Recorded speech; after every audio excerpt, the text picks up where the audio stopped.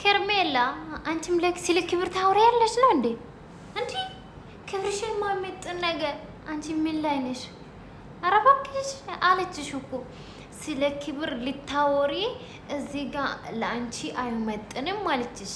አዎ ስለ ክብር አንቺ ልታወሪ እኛ ራሳችን ይደብራል የምር።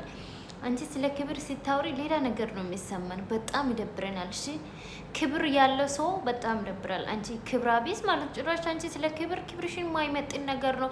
እኔ ፍቅረኛ ስለሆንኩኝ ነው ኦሮሞስ ብገኝ ራሱ ፍቅረኛ ነው። ኧረ እባክሽ ከአንቺ ቀድመ ነው ፍቅረኛ የሆነ የነበረችው ማለት ነው። አንቺ ነሽ የመጣሽው ከኋላ። እኔ ድሮም ነበርኩኝ። ምን የሚያሳፍር ነገር አይደለም። ስለ ክብር ልታውሪ አንቺ ከናው አትችይም በጭራሽ አትችይም። ስለ ክብር ልታወሪ በጭራሽ አትችይም በታሪክ ብላሻለች ሄርሜላ። እየሳመሽው ከሆነ ማለት ነው ወዲያውኑ ነው የቀየሰችው ባይዘው ማለት ነው። ሄርሜላ እንደዚህ ስትል ፍቅር እንደዚህ ብላ ስታወራ ወዲያውኑ ነው ሄርሜላ የቀየረችው ማለት ነው ነገሩ።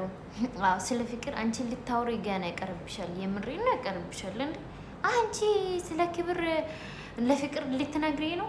ራስሽ ክብር አለሽና ልትነግሪ? ኧረ ተይ ረፊ። እንዲህ አምሮሽ ይቀራል። ስለ ክብር ልታወሪ በጣም ነው የሚደብረው። ባለጌ ክብር ብለሽ አንድ ቃል እንዳታወሪ አንቺ ልክስክስ ማለት ነው። ወይ የማንም ልቅምቅም የሰው ልቃቅም ቢያቅም አይጠነቀቅም የሚባለው እንዳንቺ አይነት ባለጌ።